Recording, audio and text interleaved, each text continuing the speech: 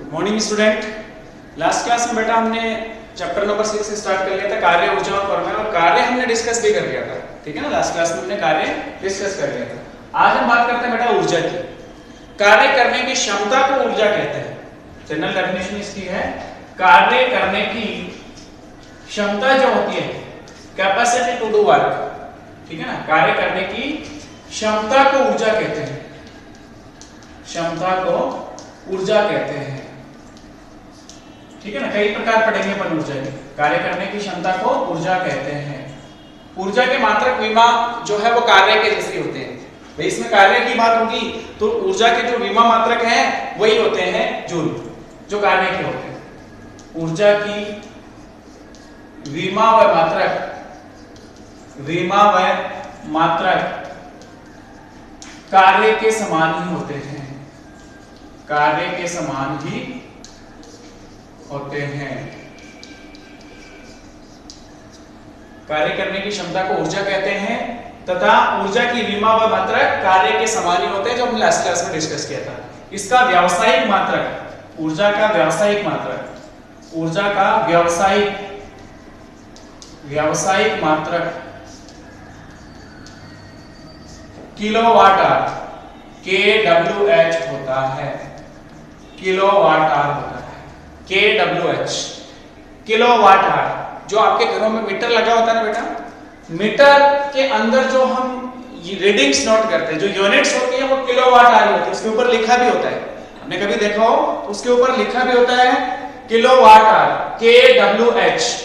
ठीक है, तो ये हमें व्यावसायिक मात्रक बताता है कि जो व्यावसायिक मात्रक है ऊर्जा का, जैसे अपने भाई कितनी बिजली खर्च करी आपने, ठीक है ना, आपने महीने के अंदर कितनी बिजली खर्च करी उसका हिसाब यूनिट से दिया जाता है कि मान लो 100 यूनिट, 500 यूनिट, 200 यूनिट, जो भी आपकी यूनिट्स खर्च होती है वो हमेशा KWH में होती है। एक यूनिट जो है वो 1 किलोवाट आवर के इक्वल होती है। इसका फुल फॉर्म होता है किलोवाट आवर। तो एक यूनिट जो होती है बिल के अंदर या जो मीटर में यूनिट, उसका मान 1 किलोवाट आवर ऊर्जा के बराबर होता है, इसलिए इसको व्यावसायिक मात्रक बोला। अब इसमें जूल कितना होता है वो हम कैलकुलेट कर लेते हैं कि 1 किलोवाट आवर में जूल कितना होता है। इसको जूल में बदलना चाहें तो हम जूल में बदल सकते हैं। 1 किलो में होता है 1000। वाट को अपन लिखते हैं जूल पर सेकंड। वाट जो है वो शक्ति का मात्रक होता है और शक्ति को परिभाषित करेंगे जूल पर सेकंड से। ठीक है ना, W/T से। तो इसको अपन लिखेंगे जूल प्रति सेकंड। एक घंटे में कितनी सेकंड होती है? 3600 सेकंड। सेकंड से देखो सेकंड कट गया, तो 3600 गुणा 1000 जूल। 1 KWH में 3600 गुणा 1000 जूल होता है, जिसको शॉर्ट फॉर्म में अगर मैं इसको लिखूं 3.6 तो 3 ये और 3 ये 10 की घात 6 जूल।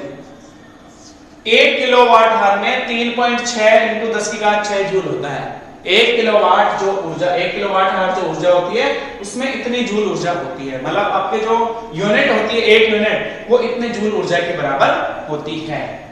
देखो इसका एक और मात्रक होता है इलेक्ट्रॉन वोल्ट, उसके बारे में डिस्कस कर लेते हैं। ऊर्जा का अन्य मात्रक भी होता है, ऊर्जा का एक मात्रक इलेक्ट्रॉन वोल्ट भी होता है। ठीक है ना, जैसे हम उसको परमाणुकीय भौतिकी, नाभिकीय भौतिकी में पढ़ेंगे तब काम आएगा। ऊर्जा का मात्रक electron volt, small E capital V भी होता है। ठीक है ना, जैसे नाभिकीय ऊर्जा की बात होगी ना तब हम इलेक्ट्रॉन वोल्ट में लिखेंगे इसको। तो इलेक्ट्रॉन वोल्ट भी होता है ऊर्जा का मात्रक। अब इलेक्ट्रॉन वोल्ट को कैसे परिभाषित करते हैं, इलेक्ट्रॉन वोल्ट में कितनी जूल ऊर्जा होती है? तो 1 इलेक्ट्रॉन वोल्ट बराबर, देखो वैसे रटना नहीं है, 1 इलेक्ट्रॉन का आवेश, E फॉर इलेक्ट्रॉन, और इलेक्ट्रॉन पे जो आवेश होता है वो हमें याद रखना है 1.6 इंटू 10 की घात -19 जूल। और वोल्ट को लिखेंगे जूल प्रति कूलम।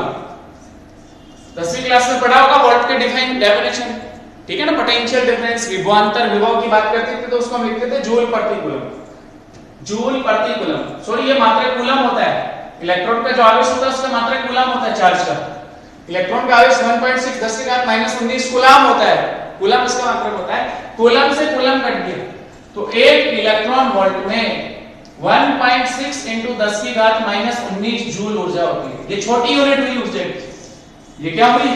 छोटी यूनिट। 1 इलेक्ट्रॉन वोल्ट मतलब इतनी जूल ऊर्जा। अगर मान लो इलेक्ट्रॉन वोल्ट को जूल में बदलना हो तो 1.6 10 की घात -19 से गुणा कर दो, और अगर जूल को इलेक्ट्रॉन वोल्ट में बदलना हो तो इसका भाग दे दो।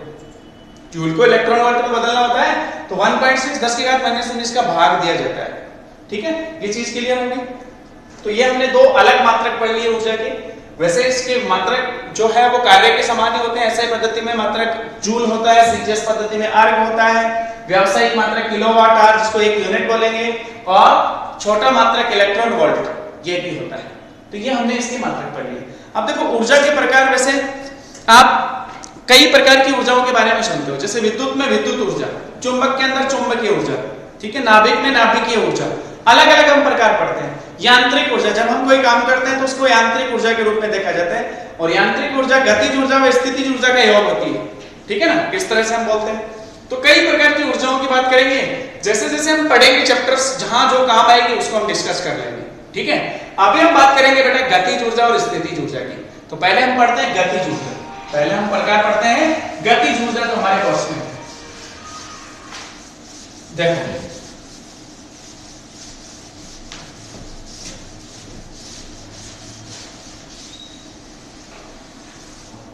गतिज ऊर्जा,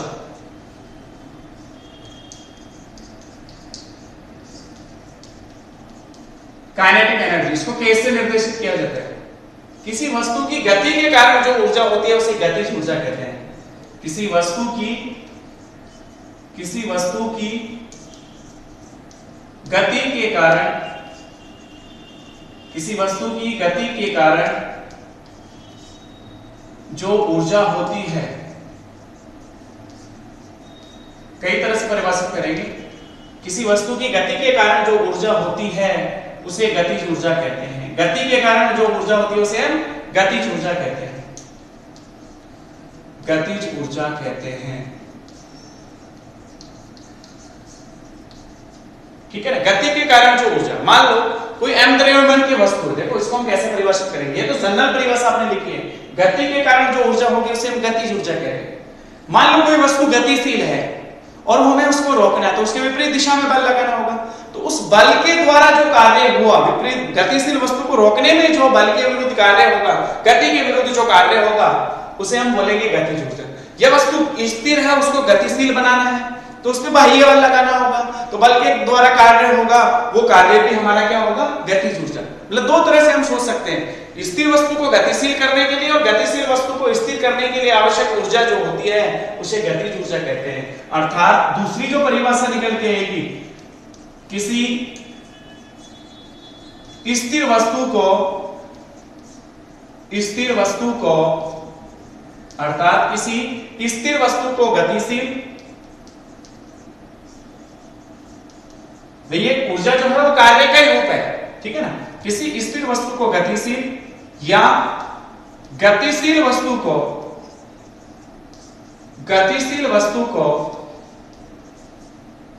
स्थिर करने में जो कार्य होता है उसे गतिज ऊर्जा कहते हैं, उसे गतिज ऊर्जा कहते हैं। देखो ऊर्जा भी अदिश राशि है, धनात्मक ऋणात्मक शून्य कुछ भी हो सकती है, गतिज ऊर्जा कहते हैं, उसे गतिज ऊर्जा कहते हैं। मान लो कोई वस्तु स्थिर है, स्थिर वस्तु को गतिशील करने के लिए जो कार्य होगा वो धनात्मक होगा, और गतिशील वस्तु को स्थिर करने के लिए जो कार्य होगा वो ऋणात्मक होगा। ठीक है ना, ये लाइन भी लिखनी है कि स्थिर वस्तु को गतिशील करने में जो कार्य होता है वो धनात्मक होता है, और जो वस्तु गतिशील है उसको स्थिर करने में जो कार्य होता है वो ऋणात्मक होता है। वो कार्य क्या होता है बेटा? आपका ऋणात्मक होता है। अब देखो अपन इसका सूत्र लिखते हैं। माना m द्रव्यमान की वस्तु, माना m द्रव्यमान की वस्तु, जनरल परिभाषा या जनरल सूत्र, द्रव्यमान की वस्तु v वेग से गतिशील है, m द्रव्यमान की वस्तु v वेग से गतिशील है। माना m द्रव्यमान की वस्तु v वेग से गतिशील है, तो गतिज ऊर्जा का सूत्र होगा k बराबर 1/2 m v vector dot v vector दो बार लिखा जाता है, अर्थात k बराबर 1/2 mv²। v vector dot v vector लिखा जाएगा v²। गतिज ऊर्जा का सूत्र होगा बेटा 1/2 mv²। ठीक है, तो गतिज ऊर्जा का सूत्र 1/2 mv² होता है। इसको देखो हम दो तरह से उत्पन्न करते हैं, दो तरह से सोचेंगे। ये जो सूत्र है ना गतिज ऊर्जा का 1/2 mv² दो तरह से निकालेंगे। पहली कंडीशन, मान लो कोई वस्तु स्थिर थी, m द्रव्यमान की वस्तु क्या है, स्थिर है, ठीक, किसी सतह पे स्थिर है ऐसे। मुझे इसको गतिशील करना है तो मुझे इस पे बाह्य बल लगाना होगा। F इस दिशा से बल लगाया और मान लो वो वस्तु यहां पहुंच गई और विस्थापन हो गया मान लो s, ठीक है ना, विस्थापन कितना हुआ s। v वेग से गतिशील होगी, मान लो ये स्थिर थी तो इसको जब हमने बल लगाया तो वस्तु गतिशील हुई और वेग कितना हो गया, v हो गया, ठीक है ना। वेग कितना हो गया, v हो गया। या प्रारंभिक वेग u से गतिशील होती है, ऐसे मान लो u से गतिशील हुई, ठीक है। स्थिर थी, स्थिर अवस्था को स्थिर वस्तु पे बल लगाया F तो उसपे कार्य होगा F × S और वस्तु गतिशील होगी और यहां पहुंच गई। मान लो यहां तक t समय तक बल लगाया आपने, या डेल्टा t समय के लिए बल लगाया तो कार्य कितना होगा, स्थिर वस्तु पर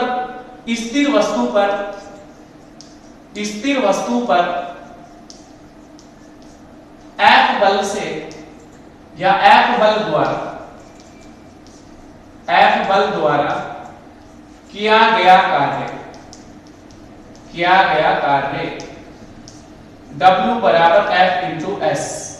समीकरण संख्या 1, स्थिर वस्तु पर F बल द्वारा किया गया कार्य W बराबर क्या होगा बेटा, F × S।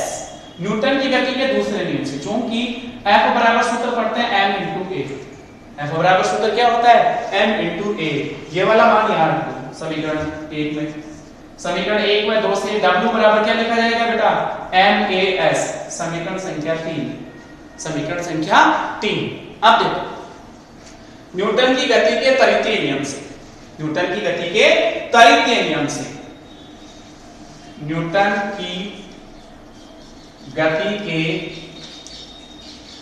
तीसरे नियम से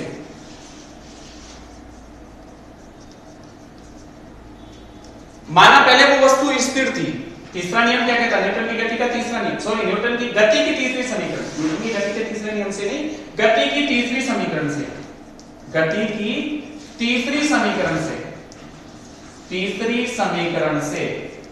तीसरी समीकरण थी बेटा v² बराबर u² plus 2as।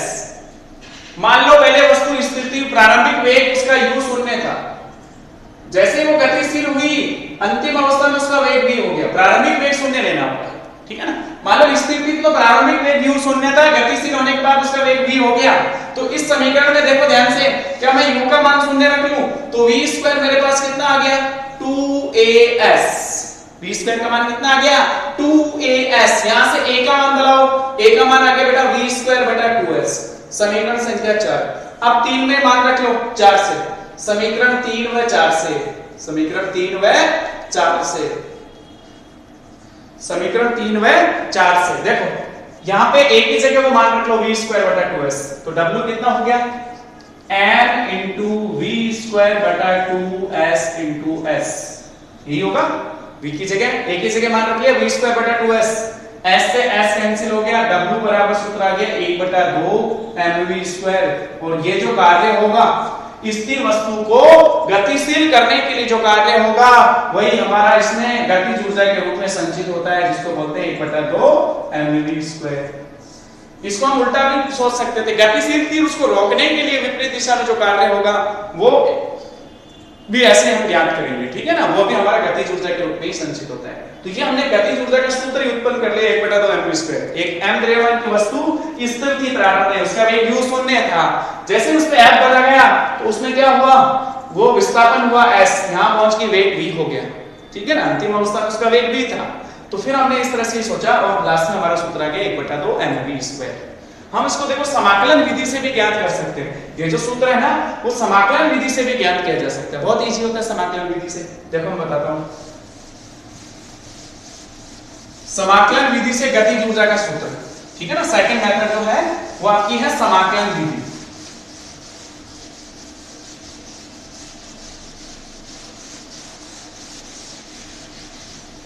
Second method आपका है समाकलन विधि। समाकलन विधि। और उसके बाद हम बात करेंगे कार्य ऊर्जा प्रमेय की।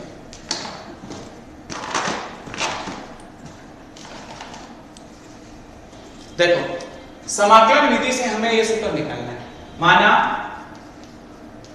स्मॉल m द्रव्यमान की वस्तु, स्मॉल m द्रव्यमान की वस्तु पर F बल लगाने से, m द्रव्यमान की वस्तु पर, स्मॉल m द्रव्यमान की वस्तु पर F बल लगाने से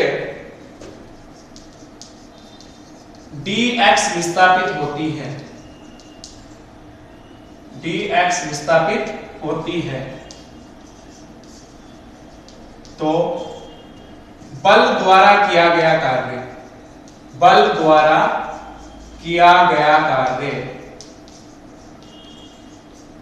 माना m द्रव्यमान की वस्तु पर F बल लगाने से dx विस्थापित होती है, तो बल द्वारा किया गया कार्य W बराबर F dx।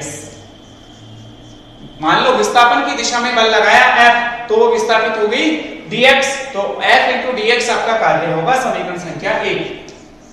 और न्यूटन की, मान लो उसमें बल लगाया, dx विस्थापन हुआ तथा वो त्वरण उत्पन्न हुआ उसमें a, तो न्यूटन की गति के दूसरे नियम से, न्यूटन की गति के दूसरे नियम से हम सूत्र जानते हैं F बराबर ma, समीकरण संख्या 2।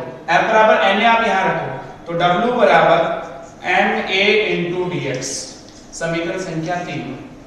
अब देखो त्वरण का एक सूत्र लिखते हैं पर त्वरण, जो वस्तु का त्वरण है, वस्तु का त्वरण a बराबर dv बटा dt, a बराबर dv बटा dt, यही सूत्र होता है। और v को लिखा जाता है dx अपॉन dt, v को क्या लिखा जाता है dx अपॉन dt, ठीक है। तो अब आपको क्या करना है, a का मान रखना है, a बराबर dv अपॉन dt। इस वेग में परिवर्तन की दर को अपन क्या बोलते हैं, त्वरण बोलते हैं। वेग में परिवर्तन की दर को क्या बोला जाता है, त्वरण बोला जाता है।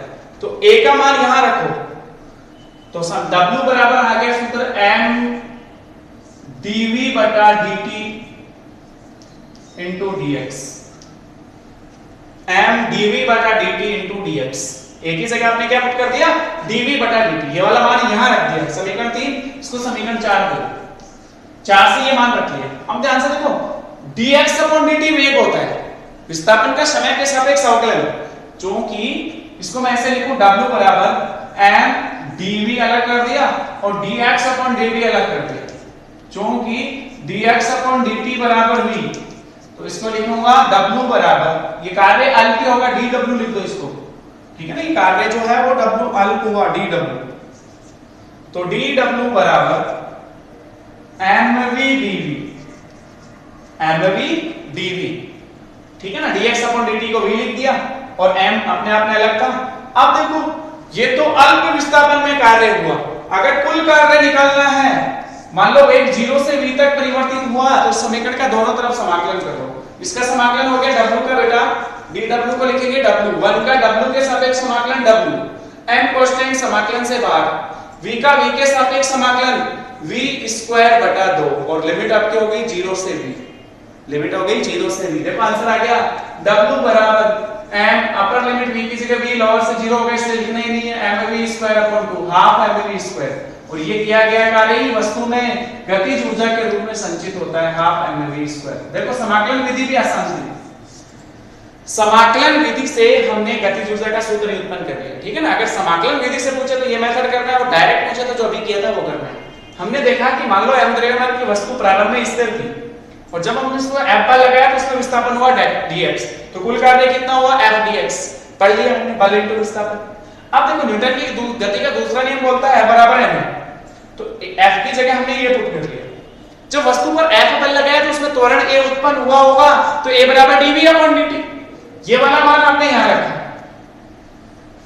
और अब यहां से देखो dv को हमने अलग कर लिया, dx अपॉन dt, जो कि हमारा क्या बन गया, वेग बन गया, v रख दिया उसको। और फिर कुल कार्य निकालने के लिए समाकलन करना होता है, दोनों तरफ समाकलन करते हैं, आंसर आ गया हाफ mv स्क्वायर। गतिज ऊर्जा का सूत्र इजी है। अगला टॉपिक है बेटा कार्य ऊर्जा परमेय। कार्य ऊर्जा परमेय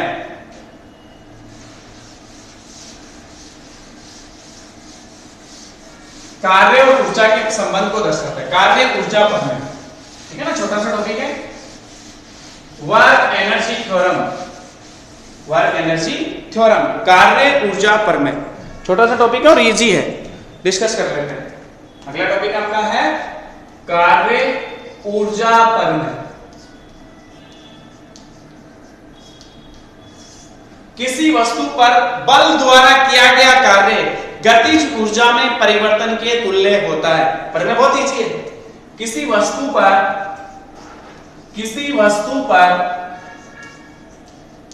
बल द्वारा किया गया कार्य, किसी वस्तु पर बल द्वारा किया गया कार्य गतिज ऊर्जा में परिवर्तन के बराबर होता है। गतिज ऊर्जा में परिवर्तन के बराबर होता है। किसी वस्तु पर बल द्वारा किया गया कार्य गतिज ऊर्जा में परिवर्तन के बराबर या तुल्य होता है। यही कार्य ऊर्जा परमेय है, यही कार्य ऊर्जा परमेय है। अर्थात बल द्वारा किया गया कार्य W बराबर गतिज ऊर्जा में परिवर्तन डेल्टा के, W बराबर डेल्टा के या W बराबर KF माइनस KI। F मतलब फाइनल, I मतलब इनिशियल। अंतिम गतिज ऊर्जा माइनस प्रारंभिक गतिज ऊर्जा, अंतिम गतिज ऊर्जा माइनस प्रारंभिक गतिज ऊर्जा। देखो अपन इसको डिस्कस कर रहे हैं, सिंपल। मान लो m द्रव्यमान की वस्तु गतिशील है, स्थिर नहीं थी, m द्रव्यमान की वस्तु u वेग से गतिशील है और उसमें मैंने बल लगाया F। इसमें बल कितना लगाया F, वो यहां से यहां तक पहुंच गई। विस्थापन मान लेते हैं s हुआ और उसका वेग इस स्थिति में हो गया v। प्रारंभिक वेग शून्य मत लो, प्रारंभिक वेग u है। एक वस्तु u वेग से गतिशील है, उसने अपने F बल लगाया, F बल लगाया तो और वेग बढ़ा उसका, मान लो उसका वेग हो गया अंतिम वेग v और विस्थापन कितना होगा इस स्थिति में s। तो बल द्वारा किया गया कार्य कितना होगा, अतः बल द्वारा किया गया कार्य,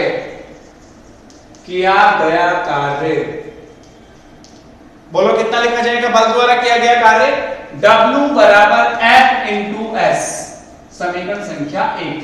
W बराबर F इंटू S, या चूंकि F बराबर अपन क्या लिखेंगे ma, समीकरण संख्या 2। न्यूटन की गति का दूसरा नियम कहता है कि वस्तु का वेग u से v हो गया, वेग बढ़ रहा है त्वरित हो रही है, v minus u upon delta t, त्वरण है अपने पास। तो यहां से F का मान यहां रखो, तो W बराबरmas, समीकरण संख्या 3। अब आपको A का मान ज्ञात करना है गति की तीसरी समीकरण से, गति की तीसरी समीकरण से, गति की तीसरी समीकरण से। तीसरी समीकरण क्या कहती है, v स्क्वायर बराबर u square plus 2as, v square बराबर u स्क्वायर प्लस 2as। यहां से a का मान ज्ञात करो और फिर इस समीकरण में रख लो। a का मान ज्ञात करने के लिए u स्क्वायर किधर लाना होगा, अर्थात 2as बराबर v square minus u square, a बराबर v square minus u square बटा 2s, समीकरण संख्या 4। 3 में a का मान समीकरण 4 से रख लो, समीकरण 3 व 4 से, समीकरण 3 व 4 से देखो a का मान W बराबर m, v का मान सॉरी a का मान है v square minus u square बटा 2s इनटू s। देखो s से s कट गया, m को अंदर गुणा कर दो। W का सूत्र आ गया अपने पास 1/2 mv square minus 1/2 mu square. ये वस्तु की अंतिम गतिज ऊर्जा है और ये आपकी क्या थी, प्रारंभिक। जब u वेग से गतिशील थी तब गतिज ऊर्जा 1/2 mu स्क्वायर, जब वो v वेग से गतिशील हुई तो गतिज ऊर्जा हो गई बेटा 1/2 mu स्क्वायर, अर्थात w बराबर ये आपकी अंतिम kf, अंतिम गतिज ऊर्जा, final kinetic energy minus initial कितनी है ki, और इसी को अपन बोलते हैं कार्य ऊर्जा परमेय। यही हमारी क्या है बेटा, कार्य ऊर्जा परमेय। बुक से आपको इससे संबंधित न्यूमेरिकल सॉल्व करने हैं, होमवर्क है आपके लिए। Thank you.